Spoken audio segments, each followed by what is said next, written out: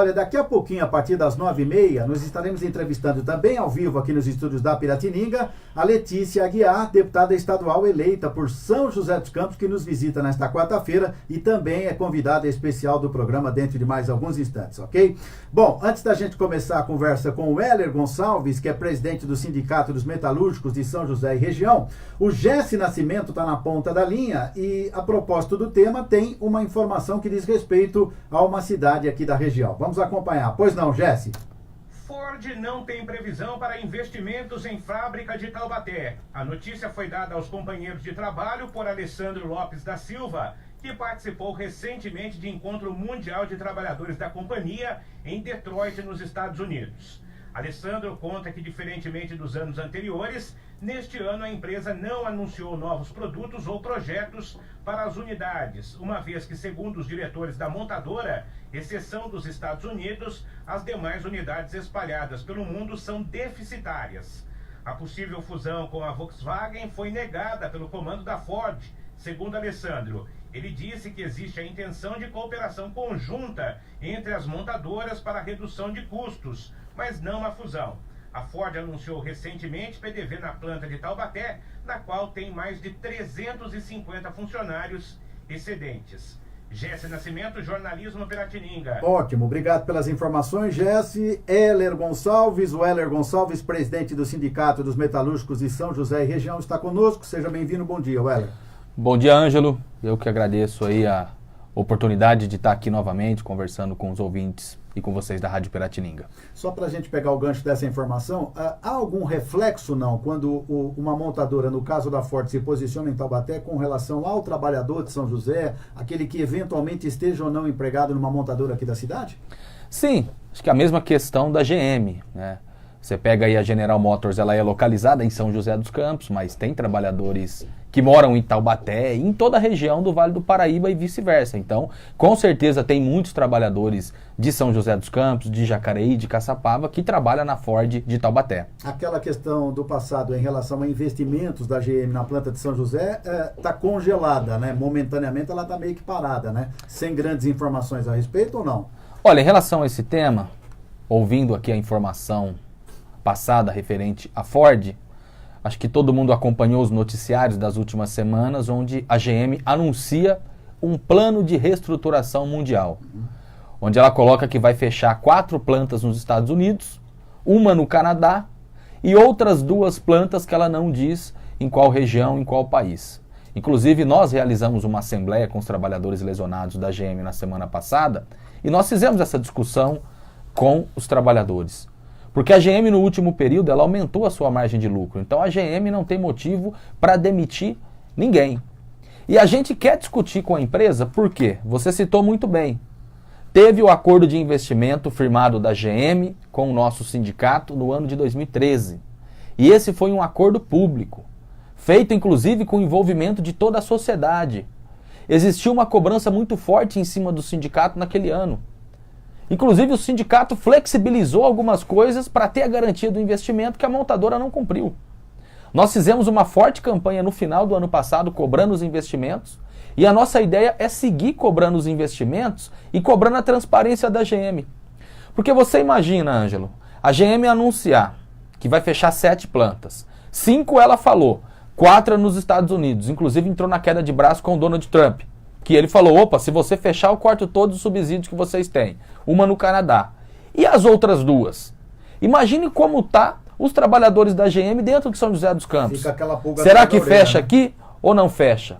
Então, inclusive, nós vamos estar notificando a empresa nos próximos dias, cobrando uma reunião com o sindicato e exigindo a transparência e, ao mesmo tempo, cobrando o acordo de investimento que foi firmado, que foi um acordo público. A gente costuma dizer que esse acordo de investimento da GM com o sindicato no ano de 2013, ele é um acordo com toda a sociedade do Vale do Paraíba, porque ele foi um acordo público, que a empresa garantiu os investimentos para o ano de 2017 e os investimentos não veio.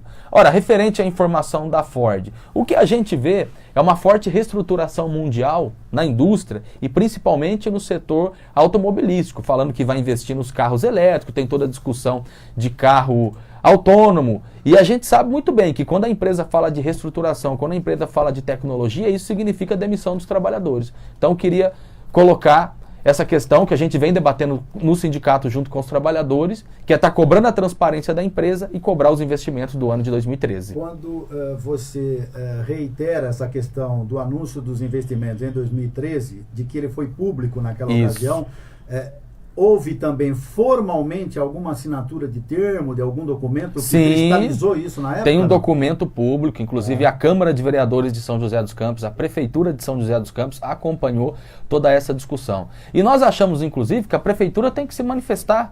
Porque olha só, Ângelo, só a PLR da GM, isso só da GM, sem contar as outras fábricas, injetou 70 milhões na economia do Vale do Paraíba. Só a participação de lucros e resultados que foi negociado com o nosso sindicato. 70 milhões injetado na economia. Então a GM fazer um anúncio desse, nós achamos que o Ministério Público tem que notificar a empresa, assim como fez com a Embraer. Vem cá, vocês estão falando que vão fechar mais 2 plantas. Onde é? É a de São José? Se é, vamos discutir publicamente esse tema.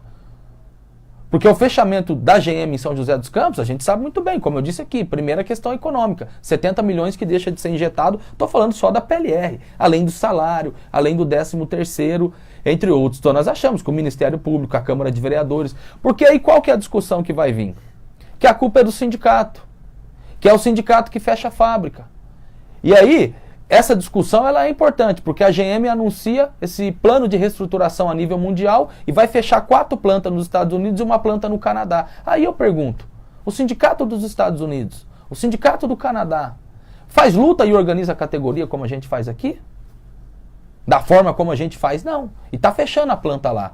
Acho que inclusive esse anúncio é importante até para a gente dialogar com toda a sociedade, porque as empresas vai e vêm, independente se ela fecha ou não, a culpa não é da entidade sindical. O sindicato ele está aí para ser classista e para defender o trabalhador. É esse o papel do sindicato. Se a empresa vai fechar ou não, isso não tem a ver com a gente. Você citou aí os sindicatos dos Estados Unidos.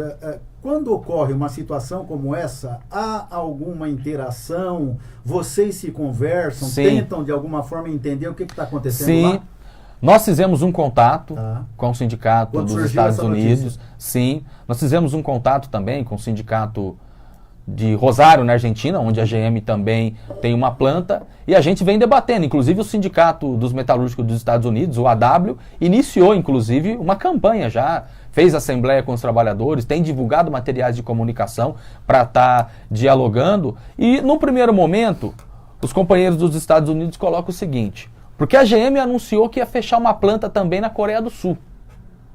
O governo foi, discutiu com a empresa, deu mais uma série de subsídios e a empresa continuou. Então o que a GM pode estar querendo fazer é estar utilizando isso como uma tática para a sua estratégia, que é o quê? Eu digo que vou fechar, o governo vai se reunir comigo, vai me dar mais subsídio, eu vou aumentar minha margem de lucro e aí eu não fecho.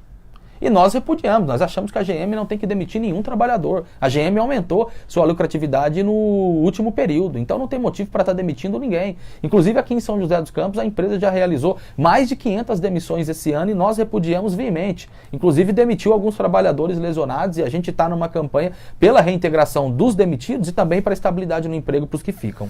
Como é que vai funcionar o PDV da GM, esse que foi anunciado agora no final de novembro, Weller?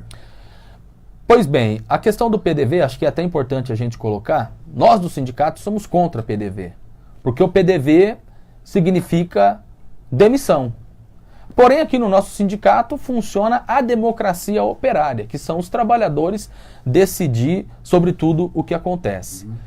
É um PDV que a empresa sentou e apresentou para o sindicato, e nós realizamos a assembleia com os trabalhadores, são cerca de 300 trabalhadores, se eu não me engano, até porque quem fez essa discussão foi o companheiro Renato, que é o vice-presidente do sindicato. Pode ser que eu esteja falando aqui números que não são completamente da forma como eu estou colocando, mas tinha muitos trabalhadores dessa área administrativa, que é o que os diretores do sindicato da GM nos passa, que já queria sair da empresa, queria ser demitido. E aí quando vem o PDV, você se colocando à disposição de sair, você acaba tendo um benefício a mais e o trabalhador acaba aderindo a esse plano de demissão voluntária que a empresa abriu por esses dias e tem uma expectativa de um setor de trabalhadores que queria sair e aí a gente tem que respeitar a vontade do trabalhador. O texto publicado aqui no sindicato, da assessoria de imprensa do sindicato, diz o seguinte, que a proposta é direcionada apenas a algumas áreas do setor administrativo não é todas, da fábrica, perfeito.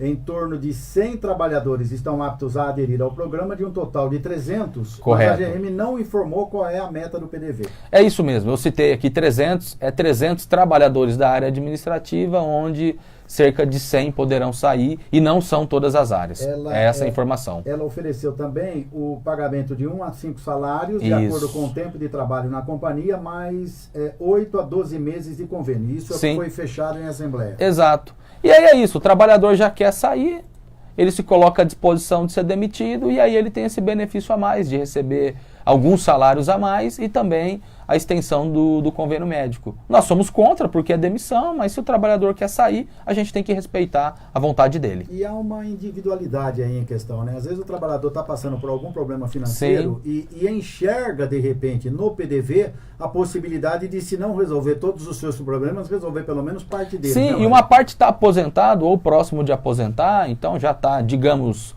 com uma parte da vida feita, e aí é isso. Se o trabalhador quer, a gente respeita a vontade dele.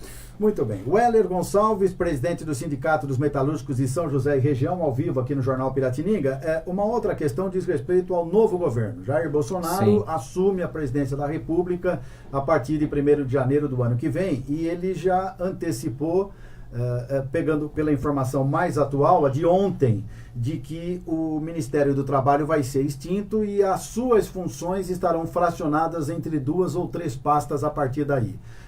Como é que o Sindicato dos Metalúrgicos de São José e Região do Alto, da representatividade que tem, da importância que tem aqui no Vale, enxerga esse tipo de decisão? Olha, em primeiro lugar, referente ao governo Bolsonaro, que na nossa opinião é um governo de ultradireita, nós achamos que é um governo que vai atacar a fundo a classe trabalhadora brasileira. A gente tem exemplos de governo de ultradireita, como por exemplo na Argentina, e a gente vê a situação drástica que passa aquele país. Então, nós não compactuamos com nada do governo do Bolsonaro, somos completamente oposição a ele. Inclusive, fazemos um chamado a todos os sindicatos e às centrais sindicais para a gente formar uma frente única no próximo período, com um programa que aponte a luta dos trabalhadores. Nós achamos que o Bolsonaro, inclusive, ele foi eleito com amplo apoio dos trabalhadores. Aqui na nossa região foi assim. Agora, nós achamos que isso se dá principalmente por um desgaste histórico que teve o PT. Os trabalhadores não vê uma alternativa, o trabalhador está de saco cheio com o regime e acabou votando no Bolsonaro por ver nele, de repente, uma expectativa de um governo novo. Inclusive o Bolsonaro, durante a sua campanha, ele dizia que seria um governo anticorrupção. E o que a gente vê é ele indicando os corruptos, inclusive, para alguns ministérios. Referente à questão do Ministério do Trabalho. Ele tinha anunciado que ia acabar com o Ministério do Trabalho, teve uma forte pressão, inclusive, do movimento sindical, de uma parte importante da sociedade. Ele recua e agora anunciou que, de fato, não vai ter mais, vai estar vinculando a outros ministérios. Nós achamos que isso está completamente errado. O Ministério do Trabalho existe no nosso país há quase 9 décadas. Então nós somos completamente contra e, inclusive, nós chamamos os trabalhadores a lutar em defesa de que tenha novamente o Ministério do Trabalho. E nós achamos que é um governo que vai atacar muitos trabalhadores e nós chamamos os trabalhadores a resistir. O diálogo que a gente faz com o trabalhador é o seguinte: o trabalhador votou no Bolsonaro por romper com o PT. E, inclusive, nós achamos que isso está correto. O PT traiu a classe trabalhadora brasileira. Agora, não é que o trabalhador que votou no Bolsonaro é porque é um trabalhador que tem uma concepção de direita. Não é isso. Primeiro, é pelo desgaste do PT. E segundo, porque o trabalhador queria uma nova alternativa e o discurso do Bolsonaro muitas vezes demonstrava que teria alguma mudança. Agora, nós achamos que o Bolsonaro vai fazer a reforma da Previdência, vai tentar votar já no primeiro semestre do ano que vem. E aí os trabalhadores vão romper com esse governo. Porque os trabalhadores, eu tenho certeza, que não quer ficar sem sua aposentadoria. E nós achamos, inclusive, que o trabalhador vai atender o chamado do sindicato e vai ter processos de lutas importantíssimos no ano de 2019. Então nós queremos dialogar com o trabalhador nesse sentido. Agora é hora de unificar a classe trabalhadora brasileira. Se o trabalhador votou no Bolsonaro, ou se votou no Haddad, se votou em branco, se votou nulo, ou se não foi votar, se o Bolsonaro atacar, atenda o chamado do sindicato e vamos lutar em defesa dos nossos direitos. Agora, o Heller, rompe com o novo governo se eventualmente a proposta de reforma da Previdência não atender o interesse, né? Que se ela atender, inevitavelmente vai haver aí uma aprovação, se não total, parcial da intenção do novo governo de melhorar as coisas a partir dessa reforma, né? Pois bem, Ângelo, qual é o debate que a gente faz no nosso sindicato e na nossa central sindical? Porque um dos argumentos que é utilizado para fazer a reforma da Previdência é que uma boa parcela do PIB vai para pagar a aposentadoria. E aí a gente quer fazer uma discussão bem franca em relação a isso. Porque se você pegar, praticamente 50% do PIB do nosso país é para pagar os juros da dívida, é para dar dinheiro para banqueiro. E nós temos uma posição clara de que tem que parar de pagar a dívida. Essa dívida já foi paga e repaga há muito tempo. Então esse discurso de que está aumentando o gasto do PIB para pagar a aposentadoria, isso tem que reduzir. Se parar de pagar os juros da dívida, que é 50% do que arrecada no nosso país, da nossa riqueza, para dar dinheiro para banqueiro, dá para manter a aposentadoria da forma que está. Porque coloca, a proposta do Temer era 65 anos. O Bolsonaro fala agora de talvez 62. Aí eu pergunto, que trabalhador metalúrgico que hoje está numa siderurgia, que está numa fundição, aguenta trabalhar até 60 anos? Servente de pedreiro que pega um saco de cimento de 50 quilos, como que com 60 anos ele ainda vai continuar trabalhando? Então nós somos contra qualquer tipo de reforma. Nós achamos que qualquer reforma que vir é para atacar os direitos dos trabalhadores. Tem a questão da reforma trabalhista, da terceirização, que infelizmente foi aprovada esse ano e a gente segue a nossa política, inclusive, de que tem que revogar. A reforma trabalhista está aí. Qual era o discurso dos deputados, dos senadores e do Temer para fazer a reforma trabalhista? Que o Brasil tinha muito direito, que para gerar emprego tinha que fazer a reforma. A reforma veio e a gente vê que o número de trabalhadores desempregados no nosso país aumentou drasticamente. E hoje as contratações que tem é totalmente precarizada. A terceirização, de cada 10 mortes que tem no local de trabalho, 8 são de trabalhadores terceirizados. Então nós achamos que terceirização, reforma trabalhista e reforma da Previdência, para o trabalhador isso não tem benefício nenhum. Muito bem. Para a gente fechar e trazendo um pouco essa conversa aqui para São José, Embraer, alguma novidade? Embraer, o presidente eleito Jair Bolsonaro esteve aqui na nossa região na semana passada, inclusive ele se posicionou em relação a esse tema, dizendo que é favorável a venda da Embraer para a Boeing. Na nossa opinião, o que as empresas estão esperando para anunciar essa parceria comercial de fato já consolidada é a posse do novo governo. E o nosso sindicato segue com a nossa posição. Nós somos totalmente contrário à venda da Embraer para a Boeing. Inclusive, eu acho que Embraer e GM são dois temas que, além da gente discutir com a categoria metalúrgica, a gente quer debater com toda a sociedade. Nós queremos debater isso daí. Porque, na nossa opinião, se a Embraer for de fato vendida para a Boeing, porque eles falam de uma relação, uma parceria comercial, mas onde a Boeing vai ter 80% do controle, para nós isso é praticamente uma venda. Na nossa avaliação, pode ser que daqui 10, 15 anos ou até antes, isso pode significar aí a perca de 30 mil empregos aqui na nossa região, fazendo o cálculo dos trabalhadores da Embraer, das empresas parceiras e dos trabalhadores terceirizados e prestadores de serviço. Então, para nós, isso pode ser uma catástrofe aqui para a nossa região. Então, nós queremos discutir abertamente GM e Embraer com toda a sociedade do Vale do Paraíba, inclusive a nível nacional. Muito bem, eu lembro que o Heller, que está conosco, assumiu a presidência do Sindicato dos Metalúrgicos, eleito que foi dias antes, no mês de abril desse ano de 2018, é isso, né? A eleição foi em fevereiro, a posse oficial em maio. Maio, perto do dia 20, mais ou menos. Isso. Né? É que a gente conversou algumas vezes aqui, vai surgindo a informação ao longo Sim. do tempo. Você está com uma reforma na sede, né? Sim. Basicamente, o que está sendo feito na sede do Sindicato dos Metalúrgicos e quais são os benefícios que você pretende Sim. oferecer à categoria? Pois bem, nós estamos com uma reforma na nossa sede central aqui em São José dos Campos. Inclusive, é um investimento que a gente faz para a categoria, né? Muitas vezes as pessoas vê a sede do sindicato, nós temos uma colônia de férias em Caraguatatuba, temos subsede no Galo Branco, no bairro Chácaras Reunidas. Isso é patrimônio dos trabalhadores. A estrutura do sindicato não é do presidente, não é da diretoria, não é dos funcionários. É uma estrutura para os trabalhadores. E a nossa sede, localizada no centro de São José dos Campos, é uma sede que já estava bem ultrapassada, entendeu? Construída há 50, 60 anos atrás. Então a gente está fazendo uma reforma. Hoje a gente tem os departamentos do sindicato, cada um no local, então vai ficar tudo concentrado ali. O jurídico individual, o jurídico coletivo, a assessoria de imprensa, então vai ficar tudo localizado na sede central, e isso é para melhorar o atendimento ao trabalhador e é um patrimônio para toda a categoria. Bacana, a gente vai estar falando mais a respeito desse assunto também. Weller, obrigado pela presença mais uma vez, viu? Eu que agradeço, aproveitar a oportunidade para estar convidando os trabalhadores metalúrgicos no dia 16, domingo da semana que vem, tem o nosso Festival dos Metalúrgicos especial de fim de ano. Esse festival ele é feito com a arrecadação da PLR, os trabalhadores fazem uma contribuição e a gente realiza essa festa. A gente vai estar sorteando 2 carros, além de mais 80 prêmios, e aí um choppzinho, um churrasquinho, vai ter o Papai Noel para a criançada estar se divertindo. Então a gente convida no dia 16, a partir das 10 horas da manhã, no Luso Brasileiro, o grande festival dos metalúrgicos de final de ano de 2018, e a gente conta com você, metalúrgico associado, junto com a sua família, passar uma tarde conosco do sindicato lá no Luso, dia 16.